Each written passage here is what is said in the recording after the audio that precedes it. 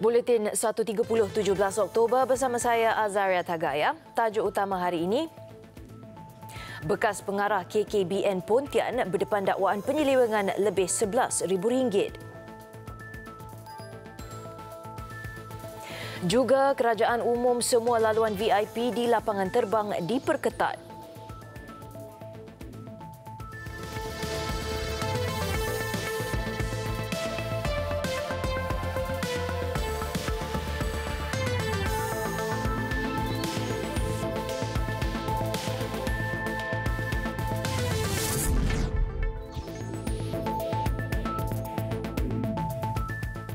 Assalamualaikum dan salam sejahtera. Lebih 200 pemandu teksi berkumpul di hadapan bangunan Kompleks Kementerian Keuangan di Putrajaya. Perhimpunan bagi membantah perbincangan antara kerajaan dengan Grab berhubung perkhidmatan pengangkutan perantara ke stesen projek transit aliran massa MRT.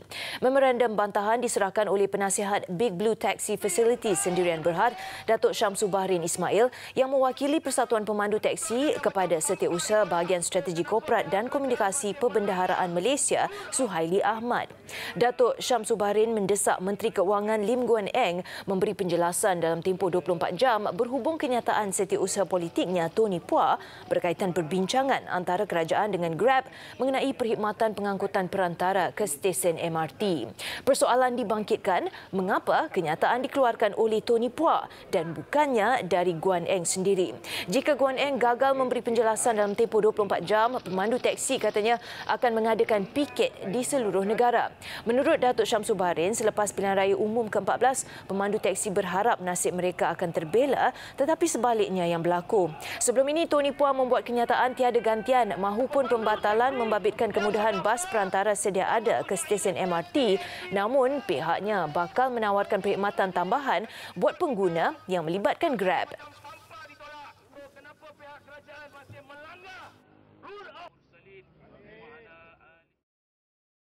We want to resolve the problem, okay? We cannot talk to Anthony Phua, we cannot talk to anything else. I think we can talk to Lim Guan Eng.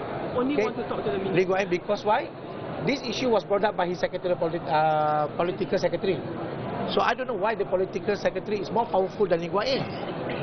He has the power to talk all this. I thought the minister only got the right. So not only that, but why is Grab? My question. So sekarang, kemulut teksi ini tak berhenti. So kita nak jumpa once for all. Kita nak sit down professionally, kita table up what is right, what is wrong. Kita mengharapkan Yang Amat Berhormat Perdana Menteri Tun Dr. Mahathir Mohamad memberi ruang kepada kami untuk mewujudkan satu mesyuarat yang Amat Berhormat jadi pengerusi. Kami daripada gabungan, daripada pihak syarikat duduk berbincang dengan YB Anthony Locke. Kami nak tengok apakah pendirian YB Anthony Locke terhadap industri teksi dan apakah hala tuju industri teksi ini. Kami nak tahu YB Anthony Locke bentangkan kepada kami sebab kami pemain industri. Kami nak tahu apakah perancangan beliau untuk 2 tahun, 5 tahun, 10 tahun yang akan datang untuk industri teksi. Bekas pengarah Kolej Kemahiran Belia Nasional KKBN Pontian mengaku tidak bersalah di Mahkamah Session Johor Bahru atas dakwaan penyelewengan membabitkan alaun pelajar dan wang pentadbiran bernilai RM11,315. Tertuduh Zunaidah Abdul Razak membuat pengakuan itu selepas dia dituduh melakukan perbuatan itu 4 tahun lalu di hadapan Hakim Kamarudin Kamsun. Zunaidah, 56 tahun, didakwa menyalahgunakan wang alaun pelajar dan perbelanjaan mengurus KKBN Pontian di CIMB Berhad Cawangan Pontian Kecil, Wisma Koperasi Pontian Kecil pada 28 Mei 2014. Tertuduh yang tidak diwakili peguam meminta mahkamah mengurangkan wang jaminan RM15,000 kerana beliau kini tidak bekerja dan mempunyai 2 orang anak yang masih belajar. Mahkamah kemudian membenarkan tertuduh diikat jamin RM10,000 dengan seorang penjamin. Pendakwaan dikendalikan oleh Pegawai Pendakwa Suruhanjaya Pencegahan Rasuah Malaysia SPRM Nur Syarina Raizan. Kes disebut semula 22 November depan.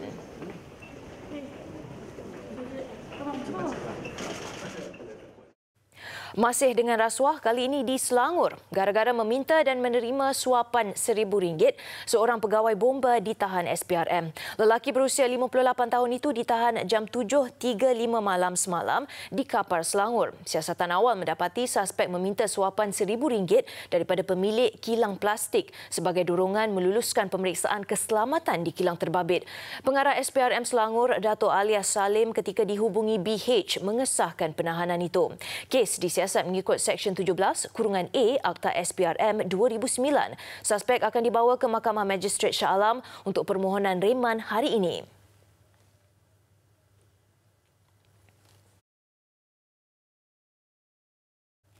Menjelang pembentangan bajet 2019, harapan golongan petani di Arau dan Kangar, kalaupun bukan dari seluruh negara, bajet kali ini mampu memberi impak kepada pembangunan ekonomi keluarga mereka. Sementara kebelakangan ini, keluhan mereka berkenaan peningkatan kos mengusahakan sawah padi sering kedengaran. Kata Saidin Putih, 65 tahun, petani mengharapkan semua jenis bantuan dan insentif kepada mereka dikekal serta ditambah baik. Antara bantuan yang perlu diteruskan termasuklah subsidi padi, baja dan benih. Katanya beliau amat berlapang dada jika kerajaan turut mempertimbangkan bantuan racun tambahan untuk haiwan perosak seperti tikus.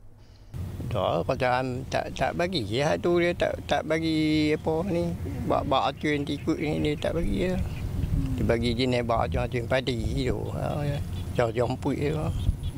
Pendapat itu disokong seorang petani muda, Alif Zuhairi Asmadi, 27 tahun, yang juga berharap agar kerajaan mempertimbangkan pemberian allowance bulanan sekurang-kurangnya RM300 sebulan untuk membantu mereka menghadapi kos sara hidup yang tinggi. Katanya taraf hidup petani tidak jauh beza dengan nelayan kerana pendapatan mereka tidak tetap. Macam sebelum ni ada allowance untuk khas untuk pesawah, untuk petani kan. Saya harap masih dikekalkan lah. Untuk allowance tu baja dikurangkan, mungkin ada bagi subsidi. So macam itulah. Lebih daripada itu, Ahmad Nordin, 61 tahun, menuntut kerajaan menyediakan skim insurans pelindungan untuk petani. Sebelum ini, menurutnya, kerajaan terdahulu pernah bercadang melaksanakan skim berkenaan bagi memberi manfaat kepada para petani seandainya berlaku bencana alam seperti banjir atau risiko lain di tengah sawah. Supaya nasib pesawah ni peladang dibela lah dan dibagi insurans lah. Berisiko petik, kimia, macam-macam tu, macam gelombang, menara pemancar, kita hadapi semua tu. Peningkatan sistem saliran dan pengairan serta jalan-jalan ladang juga disuarakan bagi memudahkan bekalan air sampai ke sawah dan untuk hasil tuaian yang lebih bermutu. Sidang Dewan Rakyat. Isu penyeludupan menyebabkan persoalan mengenai penguatkuasaan di laluan orang kenamaan VIP di lapangan terbang dibangkitkan. Turut mendapat perhatian cadangan kereta nasional ketiga serta sesi kecoh gara-gara ahli yang berhormat membangkitkan isu perbandingan pelaksanaan cukai barang dan jualan SST dengan cukai barang dan perkhidmatan GST. Kita terus ke Parlimen bersama Salina Zakaria untuk perkembangannya. Baik Salina, apa yang anda boleh kongsikan bersama dengan penonton tengah hari ini? Baiklah, terima kasih Azaria di Sri Pentas. Sudah pastinya Dewan Rakyat pagi tadi sebenarnya turut dibangkitkan ialah mengenai laluan VIP di lapangan terbang di seluruh negara akan diperketatkan bagi meletakkan mesin pengimbas X-ray bagi pemeriksaan akhir, dan perkara itu menurut Menteri Pengangkutan Anthony Loke bahawa Jabatan Kastam Diraja Malaysia dan juga Jabatan Immigration juga akan diletakkan di luar bilik VIP bagi menangani kegiatan haram termasuk penyeludupan wang.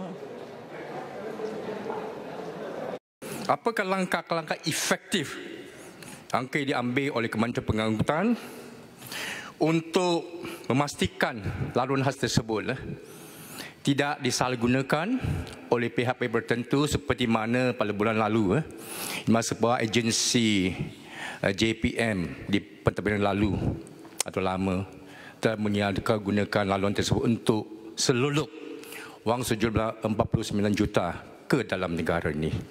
Jadi soalan tambah, apakah langkah-langkah efektif akan diambil? Memang kita mengetahui bahawa ada kelemahan dan juga ada leakages dari segi laluan di VIP lane tersebut. Dan kita telah pun mengambil tindakan, tetapi kita memerlukan kerjasama daripada agensi-agensi lain, khususnya daripada pihak immigration dan juga custom. Seperti yang telah kita katakan, pihak kementerian melalui bersama-sama dengan MHB telah pun berbincang dengan pihak Jabatan Immigration dan Jabatan Custom supaya kita akan mengetatkan lagi peraturan-peraturan yang sedia ada dan kita akan menempatkan pegawai kita di laluan khas orang kenamaan. Sekarang ini memang tidak ada pegawai custom dan immigration di laluan khas VIP. Dan urusan immigration diuruskan oleh pegawai pengiring kepada orang kenamaan dan custom. Baiklah, turut dibangkitkan ialah mengenai 14 kertas cadangan telah pun diterima daripada pihak swasta dan juga individu berhubung projek kereta nasional ketiga negara, dan Timbalan Menteri Perdagangan Antarabangsa dan juga Industri Ong Kiang Men berkata bahawa kajian impak ekonomi projek berkenaan akan dilakukan selepas menilai semula hala tuju dan juga dasar automotif nasional. Isu tentang insentif atau akan diberi kepada syarikat swasta ni, kita perlu peka bahawa masa Proton insentif R&D dapat 160 juta setahun. Jadi saya nak tengok sebelum kita beri sokongan penuh, walaupun kita memang sokonglah kerajaan kita, ya, sama ada kerajaan boleh membuat satu kajian impak ekonomi dan projek cost benefit tentang projek nasional ketiga ni. Setakat hari ini kementerian saya telah mendapat menerima 14 cadangan ataupun proposal daripada pihak swasta. Jadi untuk membuat kajian impak ekonomi ini, kita perlu mendapatkan satu kepastian dulu dari segi apakah hala tuju dasar otomotif nasional, dan selepas hala tuju ini telah ditetapkan, saya rasa adalah wajar untuk membuat satu kajian impak ekonomi. Sebelum ini, penggiat industri otomotif di Pelawa mengemukakan cadangan kepada kerajaan mengenai projek kereta nasional ketiga selewat-lewatnya 15 Oktober. Malaysia memiliki lebih 80% vendor tempatan yang berkemahiran menghasilkan komponen kenderaan sekaligus berupaya membantu melaksanakan projek mega itu.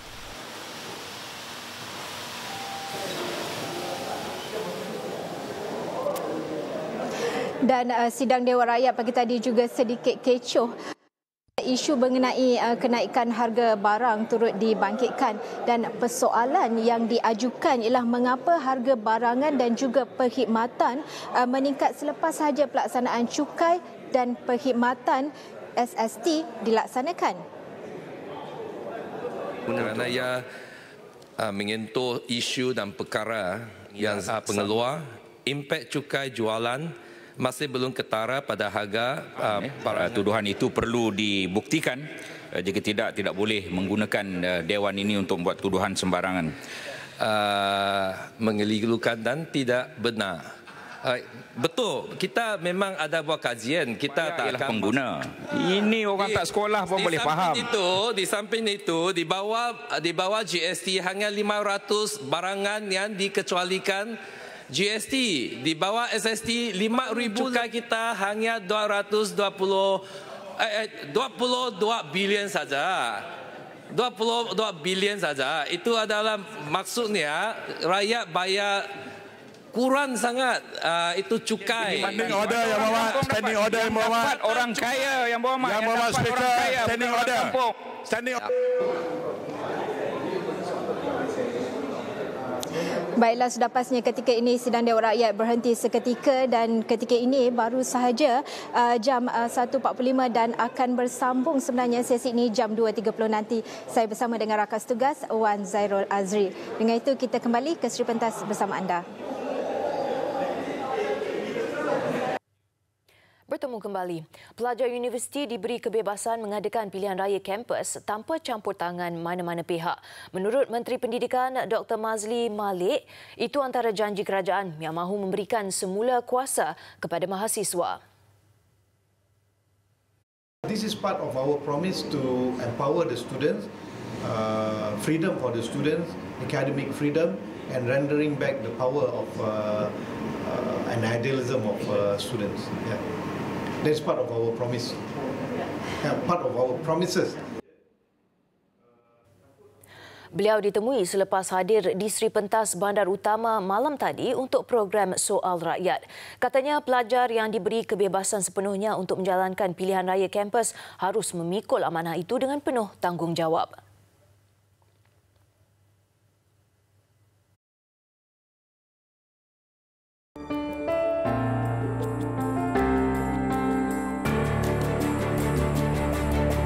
Saksikan pembentangan separuh penggal Rancangan Malaysia ke-11 oleh Perdana Menteri. Khamis 18 Oktober, jam 4 petang secara langsung di TV3. Malaysia muncul sebagai negara ke-25 paling kompetitif daripada 140 negara dalam laporan Daya Saing 2018 oleh Forum Ekonomi Dunia. Kedudukan itu naik satu anak tangga dan negara juga diiktiraf antara 3 negara ekonomi berpendapatan sederhana tinggi yang disenarai dalam kedudukan ke-40 teratas selain China dan Thailand. Menurut laporan itu, Malaysia terletak di tempat pertama dari aspek kestabilan ekonomi, kedudukan ke-24 untuk institusi dan anak tangga ke-32 bagi aspek infrastruktur dan penggunaan ICT. Untuk sistem keuangan pula kedudukan ke-15 dan tempat ke-19 untuk dinamik perniagaan. Laporan itu turut merumuskan sekiranya Malaysia mengekalkan prestasi kompetitif ini, ia akan memacu kadar pendapatan yang lebih tinggi dan mampan pada masa depan.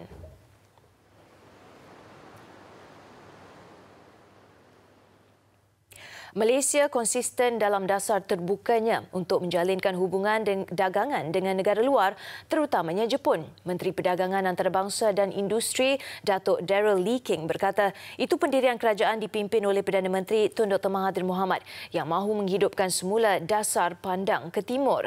Ikuti laporan disediakan Sarah Abdullah dari Tokyo, Jepun. Menurut Datuk Daryl yang juga ahli Parlimen Penampang, meskipun Malaysia mempunyai pelbagai tarikan, namun negara telah melalui salah urus fiskal di bawah pentadbiran kerajaan terdahulu. Sehubungan itu, kepakaran Jepun dalam berkongsi pengetahuan dan modal dilihat dapat membimbing serta membaik pulih ekonomi negara. I'm assuring you as a minister from Malaysia that Malaysia is consistent with its policy, its open policy for business. And it's open always to the entire world, more so to Japan, to continuously do trade with us. We are an open trade. Do not let anyone influence you from saying that we are not, or from saying that we are indecisive. The government is very decisive, and this is where we've learned from Japan. Beliau juga mengakui kebimbangannya terhadap kewujudan beberapa faktor luaran seperti konflik dagangan antara China dan Amerika Syarikat yang akan memberi kesan kepada ekonomi Malaysia dan Jepun. Datuk Daryl bagaimanapun optimis hubungan baik antara Kuala Lumpur dan Tokyo selama ini akan menjadikan kedua-dua negara kekal bertahan. Beliau berkata demikian ketika berucap pada Seminar Peluang Perniagaan dan Pelaburan Malaysia yang dihadiri lebih 600 delegasi Jepun di Tokyo. Seminar itu anjuran Kementerian Perdagangan Antarabangsa dan Industri MITI, Lembaga Pembangunan Pelaburan Malaysia MIDA dan Perbadanan Pembangunan Perdagangan Luar Malaysia MATRADE. We are very happy to hear directly his voice and his message, the very clear message we've got. And he said Malaysia maintains a free and open economy, and under the Dr. Mahathir's Prime Minister's leadership, we maintain maybe a new version of Look East policy, and the Malaysian and Japan relationship is maintained keep very close. And also, he said that the obstacles in the business environment will be removed one by one. Yeah, that is a very positive message for Japanese potential investors.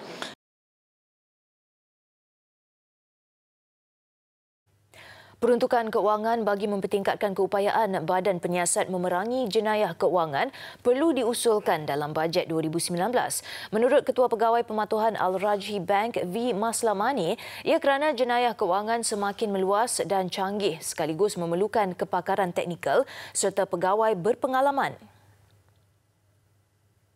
I think if they can allocate better resources for enforcement in terms of MACC, police, rest of those agencies involved, that will be good for the country. In terms of enforcement agencies, you see there's a lot of work being done.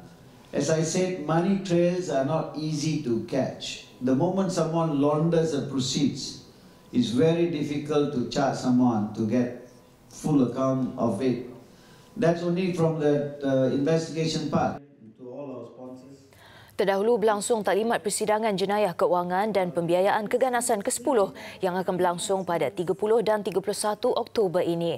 Persidangan yang bertema The Rising Voice of Compliance Towards Greater Governance and Transparency, anjuran Institut Kewangan Asia AIF dan kumpulan perangkaian pegawai pematuhan dijangka menarik lebih 1,000 delegasi dan 40 pakar antarabangsa daripada sektor bank dan institusi keuangan serantau dan global.